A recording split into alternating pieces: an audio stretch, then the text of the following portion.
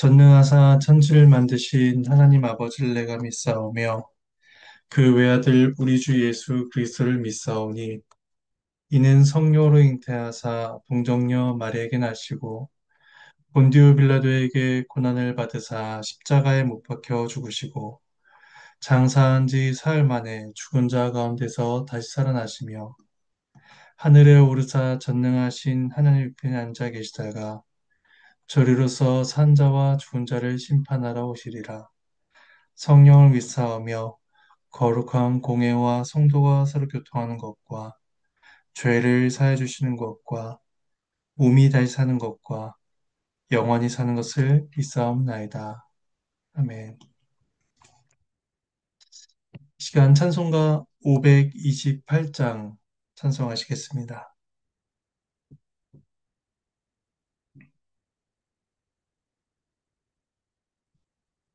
찬송가 528장 1절과 4절을 찬송하시겠습니다. 함께 찬송합니다. 예수가 우리를 부르는 소리 음성 부드러워 문 앞에 나와서 사면을 보며 우리를 기다리네. 오라 오라 방황치 말고 오라 죄 있는 자들아 이리로라 주 예수 앞에 오라 우리를 위하여 예비해 두신 영원한 집이 있어 죄 많은 세상을 떠나게 될 때 영접해 주시겠네. 오라, 오라, 방황치 말고 오라. 죄 있는 자들아 이리로라 주 예수 앞에 오라. 잠시 기도하시겠습니다. 하나님의 은혜에 감사를 드립니다. 이 시간 역대상 말씀을 함께 읽으며 주님의 뜻을 구합니다. 우리를 깨우쳐 주시고 주의 뜻을 분별하여 우리의 믿음과 삶에 적용하도록 도와주시옵소서.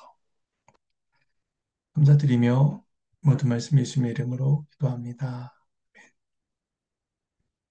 예, 함께 보실 말씀은 역대상 2장 1절에서 55절까지 전체 말씀입니다. 이 말씀을 함께 봉독하게 나누겠습니다. 1장은 아담에서 아브라함의 자손까지의 족보를 기술하였습니다. 그리고 아브라함의 족보는 이제 2장에서 이스라엘의 12아들의 명단으로 시작하면서 이제 9장까지 12지파의 주요 계보들을 기록하게 됩니다. 먼저 1절과 2절, 이스라엘의 12아들의 이름을 기술합니다. 말씀을 봉독합니다. 이스라엘의 아들은 이러하니 루벤과 시므온과 레위와 유다와 이사갈과 수불론과 단과 요셉과 베냐민과 납달리와 갓과 아셀이더라. 하나님의 말씀입니다. 12아들의 이름은 나이 순서로 기록되지 않았고 레위 아들들, 라헬의 아들들, 라헬의 종 비라의 아들들, 레아의 종 실바의 아들들 이렇게 순서로 기술되어 있는데 단의 이름만 조금 다르게 순서가 되어 있습니다. 이들의 출생 과정에 대한 이야기는 창세기 29장 31절 이하에서 참고해 보시면 도움이 되실 것입니다. 본문은 12아들들의 이름을 모두 기록함으로써 이들 모두가 야곱을 공통조상으로 하는 하나님의 하나된 백성이다 이란 사실을 상기시켜 줍니다. 그들은 비록 남유다와 북이스라엘로 나뉘었고 죄로 인해서 멸망당하게 되었지만 그럼에도 하나님의 한 백성이다라는 사실을 보여줍니다. 이런 이스라엘을 선택하신 것은 하나님의 크신 작정이시며 또한 그들 향한 하나님의 사랑과 목적이 여전히 유효하다라는 사실을 우리에게 보여줍니다. 그리고 3절부터는 이제 유다 지파에 대한 초점으로서 그 계보를 기록합니다. 왜냐하면 유다 지파를 통해서 다윗과 메시아께서 오시기 때문입니다. 3절에서 8절은 유다의 자손들의 이름을 언급합니다. 말씀을 봉독하겠습니다. 유다의 아들은 에르와 오난과 셀라니 이 세 사람은 가나안 사람 수아의 딸이 유다에게 낳아준 자요. 유다의 맏아들 에르는 여호와 보시기에 악하였으므로 여호와께서 죽이셨고 유다의 며느리 다말이 유다에게 베레스와 셀을 낳아 주었으니 유다의 아들이 모두 다섯이더라. 베레스의 아들은 헤스론과 하무리오, 셀의 아들은 시므리와 에단과 헤만과 갈골과 다라니 모두 다섯 사람이요. 갈미의 아들은 아가리니 그는 진멸시킬 물건을 범하여 이스라엘을 괴롭힌 자이며 에단의 아들은 아사랴더라. 이 유다의 계보는 죄로 얼룩져져 있습니다. 이는 유다가 의로워서 그 왕권에 대한 약속을 받은 것이 아니다라는 사실을 우리에게 보여줍니다. 이 유다 지파의 죄를 세 가지로 정리해 볼 수가 있는데 첫 번째는 유다가 가나안인 여자에게서 세 명의 아들을 낳았다는 것입니다. 그의 조상인 아브라함은 이삭의 아내를 맞이할 때 가나안 여인 중에서 찾지 않았으며 또 이삭 역시도 자신의 아들인 야곱에게 가나안 딸들 중에서 아내를 취하지 말라 명령하였습니다. 반면에 야곱의 형인 에서는 가나안 여인과 결혼함으로써 부모님을 기쁘게 하지 못했습니다. 근데 야곱의 아들이자 다윗의 혈통이 될 그 유다 지파가 가나안 여인과의 혼인을 통해서 시작되었다라는 것은 그들 안에 있는 그런 연약함, 죄성을 보여주고 있습니다. 그 두 번째는 유다의 맏아들은 다말과 결혼했지만 여호와 보시기에 악을 행하여 죽었고 또 차남인 오나는 형의 가문을 잇는 것을 거부하였기 때문에 하나님께 죽임을 당했습니다. 근데 유다가 셋째 아들인 셀라도 죽을까 염려하여서 며느리에게 아들 주기를 미루다가 그 유다 자신이 그 며느리와 성관계를 맺게 되어 쌍둥이인 베레스와 세를 낳게 됩니다. 율법에 따르면 며느리와 동침한 자는 사형에 처해져야 하는 악한 죄였습니다. 이러한 유다의 모습은 그에게 어떠한 의로움도 존재하지 않는다는 사실을 계속해서 상기시켜 줍니다. 그 세 번째 유다 지파에 나오는 죄는 7절에서 언급되는 아갈의 죄입니다. 이 아갈은 여호수아 7장에서 아간으로 나옵니다. 그는 유다 지파 사람으로서 진멸시켜야 할 물건을 범함으로 이스라엘 전체를 괴롭게 합니다. 근데 한글 성경에서 범함으로라고 번역된 이 단어는 NIV 성경에서는 신실하지 않다라고 번역을 하고 있습니다. 유다 지파 안에서 그 신실함이 없었다라는 사실을 보여주는 것이죠. 근데 하나님께서 이러한 자들에게 다윗이라는 한 가지 소망을 주십니다. 그것이 이어지는 9절에서 17절 베레스의 아들인 헤스로로 이어지는 다윗의 족보입니다. 말씀을 봉독하겠습니다. 헤스론이 낳은 아들은 여라무엘과 람과 글루베라. 람은 암미나답을 낳고 암미나답은 나손을 낳았으니 나손은 유다 장수의 방백이며 나손은 살마를 낳고 살마는 보아스를 낳고 보아스는 오벳을 낳고 오벳은 이세를 낳고 이세는 맏아들 엘리압과 둘째로 아비나답과 셋째로 시므아와 넷째로 느다넬과 다섯째로 lat대와 여섯째로 오셈과 일곱째로 다윗을 낳았으며 그들의 자매는 수르야와 아비가일이라. 수르야의 아들은 아비새와 요압과 아사엘 삼형제요. 아비가일은 아마사를 낳았으니 아마사의 아버지는 이스마엘 사람 예델이었더라. 하나님의 말씀입니다. 제 헤스론이 낳은 아들은 여라무엘, 람, 글루베라고 말을 하는데 이제 9절에서 17절에서는 그 람의 계보, 차남인 람의 계보를 먼저 이야기하고 그리고 이후에 18절에서 24절, 그리고 42절에서 55절에서는 글루베의 계보를 이야기하고 있습니다. 근데 글루베는 이제 갈렙이라고 이제 또 표현이 나오고 있는데 글루베 또는 갈렙이라고 불렸던 것으로 보여집니다. 그리고 25절에서 41절에서는 여라무엘의 계보를 기술하고 있습니다. 이처럼 헤스론의 세 아들 중에서 먼저 람의 계보를 언급하는 것은 그에게서 다윗이 출생하기 때문입니다. 10절에 람부터 시작해서 12절에 다윗의 아버지인 이세까지는 7대로 이루어져 있습니다. 그 13절에서 나오는 이세의 아들은 모두 7명이 기록되어 있는데 일곱째 아들로서 다윗이 나타나고 있습니다. 근데 사무엘상에 따르면 다윗은 이세의 8번째 아들로 나타납니다. 아마도 역대기는 람의 7대 손인 이세, 그리고 이세의 7번째 아들로서 다윗을 언급함으로써 완전수인 7을 통해서 하나님의 특별한 은혜를 표현하려 한 것일 수도 있습니다. 그리고 이제 16절에서는 이세의 딸들의 이름과 그녀들의 아들들의 이름이 기록되어 있는데 이 아들들은 이후에 다윗이 통일왕국을 세울 때에 그 이스라엘 왕국의 군대의 장수들로서 중요한 역할들을 하게 됩니다. 다윗과 관련된 계보를 언급한 다음에 18절, 24절에서는 헤스론의 아들 갈렙의 자손에 대해서 말씀을 합니다. 말씀을 봉독하겠습니다. 헤스론의 아들 갈렙이 그의 아내 아수바와 여리옷에게서 아들 낳았으니 그가 낳은 아들들은 예셀과 소박과 아르돈이며 아수바가 죽은 후에 갈렙이 또 에브라스에게 장가들었더니 에브라시 그에게 훌을 낳아 주었고 훌은 우리를 낳고 우리는 부살레를 낳았더라. 그 후에 헤스론이 60세의 길르앗의 아버지 마길의 딸에게 장가들어 동침하였더니 그가 수급을 헤스론에게 낳아 주었으며 수급은 야엘을 낳았고 야엘은 길르앗 땅에서 23 성읍을 가졌더니 구슬과 아람이 야엘의 성읍들과 그낫과 그에 딸린 성읍들 모두 60을 그들에게서 빼앗았으며 이들은 다 길르앗의 아버지 마길의 자손이었더라. 헤스론이 갈렙 에브라드에서 죽은 후에 그의 아내 아비아가 그로 말미암아 아스훌을 낳았으니 아술은 드고아의 아버지더라. 하나님의 말씀입니다.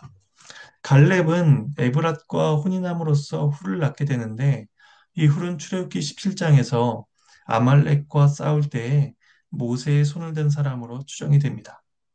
그리고 이 훌의 손자는 부살렐로서 성막 제조에 쓰임을 받게 되는 사람입니다. 그래서 부살렐에 대해서 출애굽기 35장 31절에서는 이렇게 말씀합니다.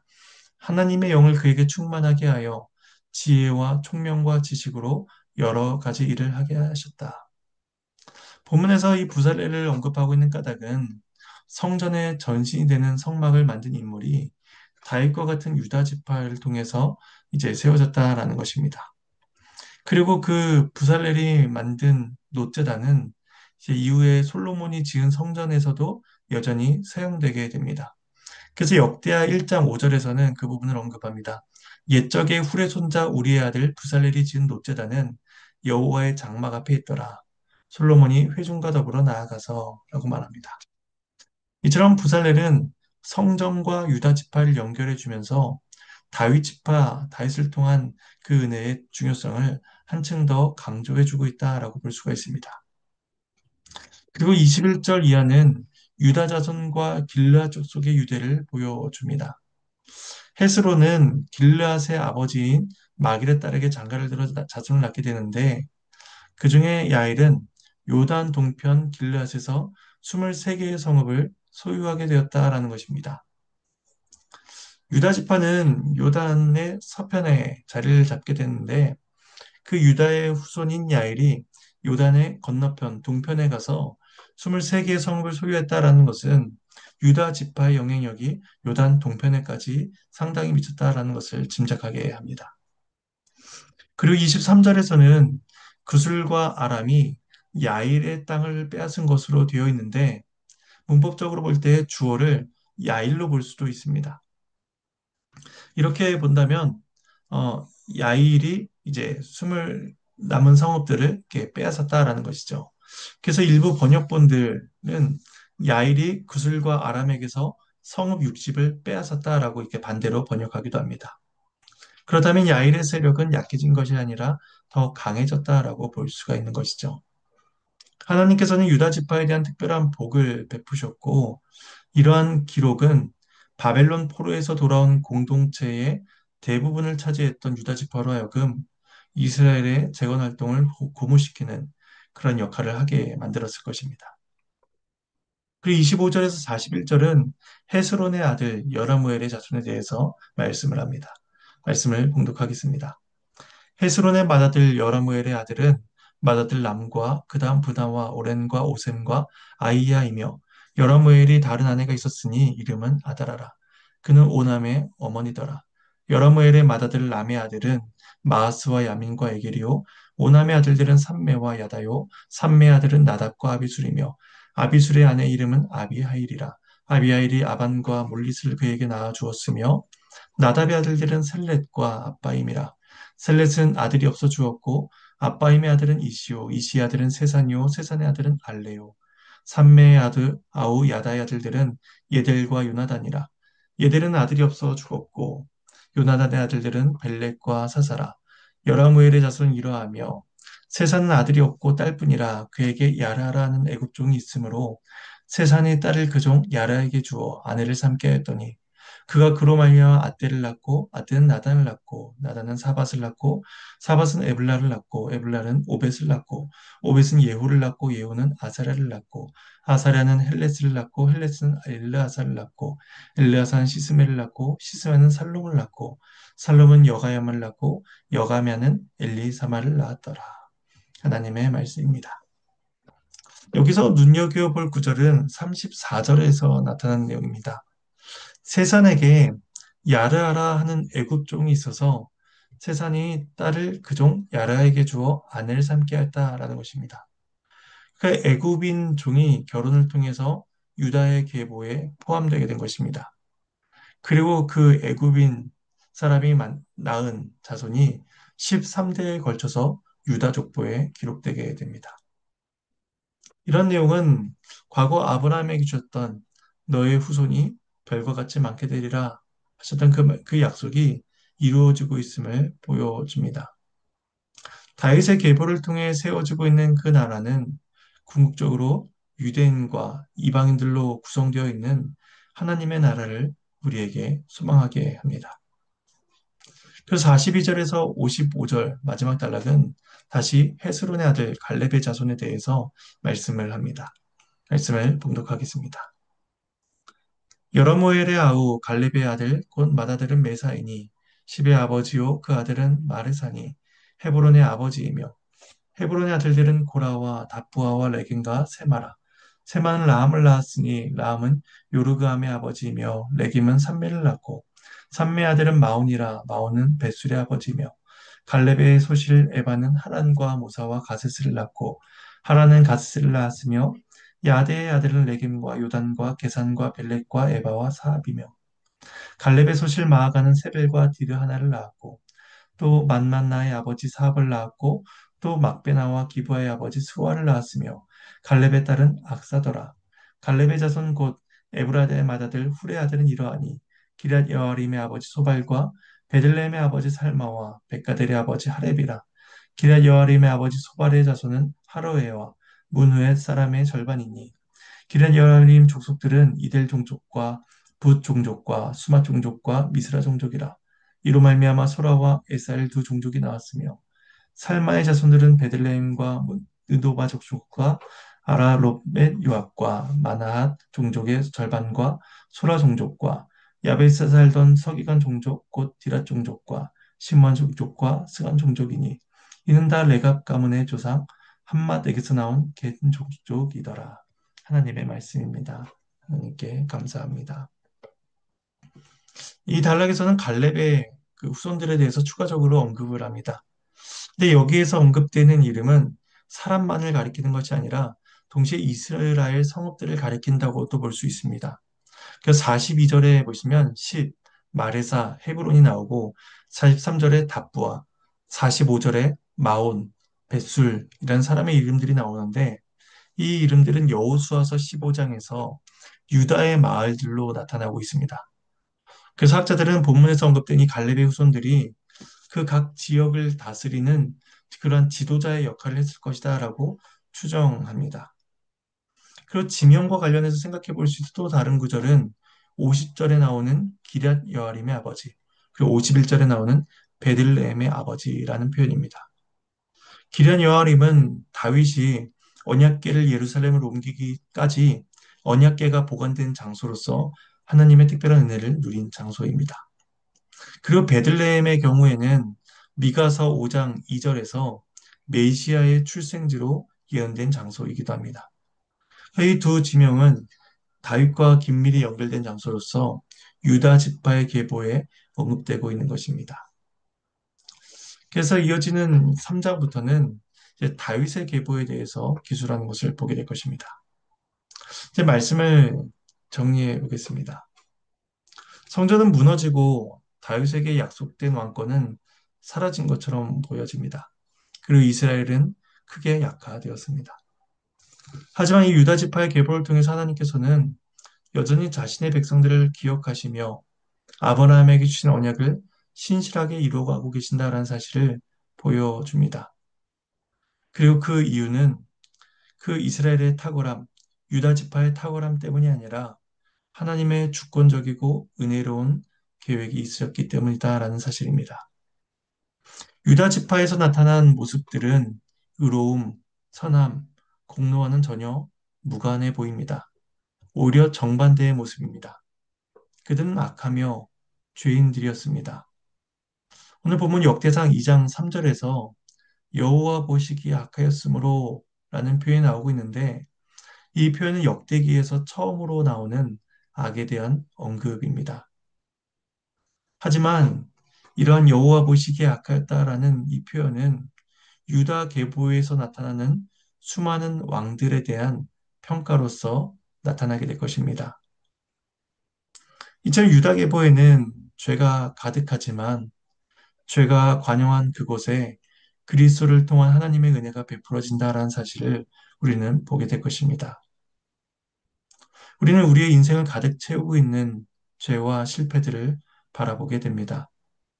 하지만 우리들의 이러한 연약함에도 불구하고 하나님은 우리를 여전히 사랑하고 계시며 우리를 향한 그 언약을 이루어가고 계시다는 사실을 우리는 기억해야 할 것입니다. 그러한 크신 하나님의 은혜에 감사하며 주 앞에 그 감사와 영광을 올려드리는 저와 여러분의 삶이 되기를 간절히 소망합니다. 이제 주님께서 가르쳐 주신 기도로 말씀을 마치도록 하겠습니다. 하늘에 계신 우리 아버지여, 이름이 거룩히 여김을 받으시오며 나라가 임하시오며 뜻이 하늘에서 이루어진 것 같이 땅에서도 이루어지이다. 오늘 우리에게 일용할 양식을 주시옵고 우리가 우리에게 죄진 자를 사해 준 것 같이 우리 죄를 사해 주시옵고 우리를 시험에 들게 하지 마시옵고 다만 악에서 구하시옵소서. 나라와 권세와 영광이 아버지께 영원히 있사옵나이다. 아멘.